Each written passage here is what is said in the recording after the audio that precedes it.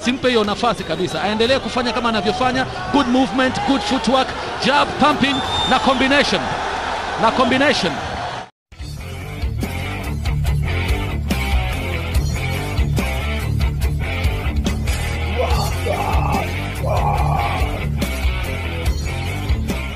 Sa pagdayo ng ating kababayan at tubong Dagohoy, Bohol na si Arnel Tinampay sa bansang Tanzania nitong November ng 2019, ay nakalaban niya ang hometown fighter na si Hassan Joaquino sa Super Welterweight Division o 154 pounds.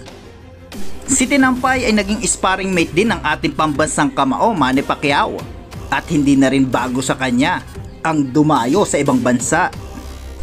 Hindi man maganda ang kanyang kartada, ay ni minsan ay hindi pa ito natatalo ng galing sa knockout. Sa kanilang face-off nga ay binastos ng Tanzanian boxer ang ating kababayan, hinalikan at dinilaan niya ito.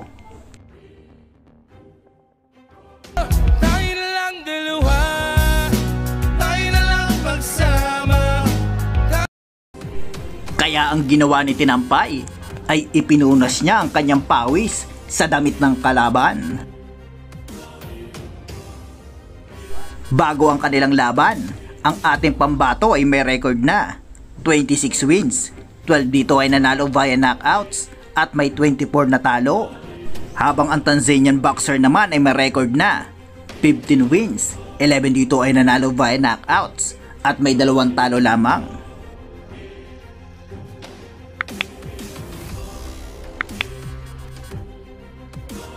Panoorin po natin ang kanilang naging bakbakan. Yote tutaweza kumuona nani ambayo mabondia wakiangaliana pa slow machua. Tinampay anapeleka ngumi, Joaquino anainama chini anamwangalia kwa nini umeikwepa ngumi. Tinampay anashambulia zaidi huku Joaquino akiwa anasubiri tu kupata mahesabu yake. Tinampay anapiga combination nyingi kwenye tumbo, lakini Joaquino akiwa ametulia kwenye kona pata kamchosha Jimmy. Joaquino yuko kwenye condition nzuri sana, yuko zile ngumi ambazo amepigwa kwenye tumbo Joaquino akionekana kumsoma na anasukuma ngumi sana, mapambano makali, yani mapambano mengi alafu magaini. Kwa hiyo Joaquino inabidi afanye kazi ya ziada sana. Na angalia anapobadilisha style yake, angalia unamwona mikono nayo inabadilika. Vitu viwili kwa wakati mmoja. Matumla ni nini hiyo? Kwa kweli kwanza nikiangalia upande wa Joaquino kuna ndio japo kuna makocha, lakini yani bado sijafly sasa. Joaquino pambano kubwa sana, kwa hiyo ningeomba singezalao, lakini tuombe Mungu kumala huko. Haya makelele ya watu unajua ndio pia ujaribu kumsikiza kocha wako. Ashaanza. Ni nini unaita? Pale amechemka kidogo. Haya, naendelea kuangalia pale, ngumi zinaendelea kupigwa. Sema ndio anashusha kiso kwenye anapiga hapa. Unajua yule kapandisha. Hajapiga chini ya mkanda, simuelewi kwa sababu gani. Ile pambano hajaanza akasema on the belt it is okay, below the belt ndio mbaya, ndio foul. Pambano limekuwa la wazi jumla, kwa hiyo kwenye ngumi za tumbo zinaonekana kujumuisha na round. Dito nga po tayo magtataka, ni hindi pa tapos ang round ay tumunog na ang bell. Zinaonekana kujumuisha na round, ile inakamilika. Hapo tuangalie ngumi ile, mimi sidhani kama ilikuwa chini ya mkanda kusema kweli, lakini ilimuumiza Tinamaji. On the belt it is okay, below the belt ndio foul. Unaona iko kwenye mkanda kabisa, haiko chini ya mkanda ile ngumi. Haikuwa mwili wa Joaquino umeanza kupata nyumbani. Ukiangalia kupitia Azam Sports 2, hii ni raundi ya 5 nusu ya pambano, Tinampay dhidi ya Hassan Joaquino, na bado mabondia hawa wanabadilishana. Mpaka sasa hivi ni vigumu sana kusema nani amelemewa, nani anapeleka ngumi wapi. Wamekuwa na uzuri katika kitu kimoja au kinginecho, na Matumla amezungumzia bado weakness ya Joaquino. Aliweza kujaribu kwenye tumbo, lakini hivyo basi kumfanya Mfilipino huyu ambaye anaonekana kwamba tumbo lake lina matatizo azidi kuwa mshamili.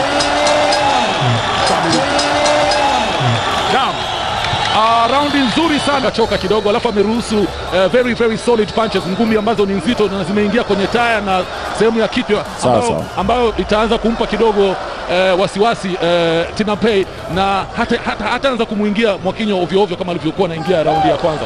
Joaquino sasa hivi ameshachangamka, kama nilivyosema, mwili wake umepata moto sasa hivi, na naona kwamba anataka kudhihirishia Watanzania kwamba huo mchezo wake wa kuning'inia kwenye kamba alafu anamwachia ngumi moja inaweza ikapenya tu alafu ikamwathiri, unanielewa? Asimpe hiyo nafasi kabisa, aendelee kufanya kama anavyofanya, good movement, good footwork, jab, pumping na combination.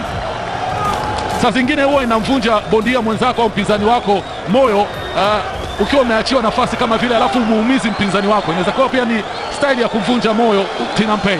Lakini mimi naogopa kuning'inia kwenye kamba na kumwacha mpinzani atupe ngumi anavyotaka.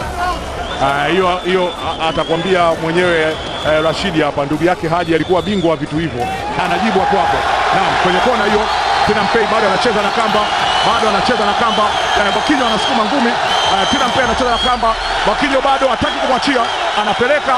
Hii imekuwa ni staili kubwa sana ya Mwakinyo, na kama unakumbuka kule Uingereza alifanya kitu kama hicho, lakini Tinampay alionyesha kama vile amekubali, lakini amerudi tena pale Jimmy.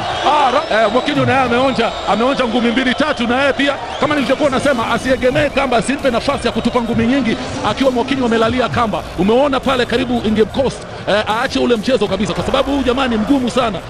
Asining'inie kwenye kamba akamwachia jamaa tupe zile combination. Kuna moja ambayo itapenya na itamuumiza, kama tulivyoona hatari yake katika hii round ambayo imekwisha, na jab kuiendeleza.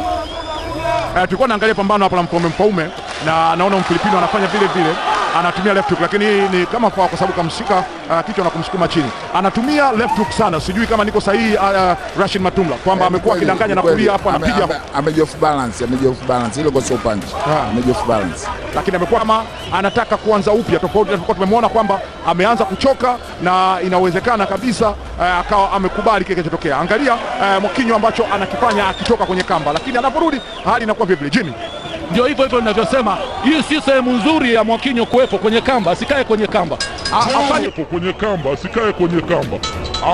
kama anavyofanya. Huu ulingo ni mkubwa, nadhani ni futi 10 mtembeza. Sasa huu ni wakati wake. Tinampay ameshachoka. Mwakinyo bado yuko fresh kidogo, ana nguvu zaidi. Kwa hiyo atumie ule ulingo, azunguke, asining'inie kwenye kamba sana, atampa nafasi kama unavyoona pale.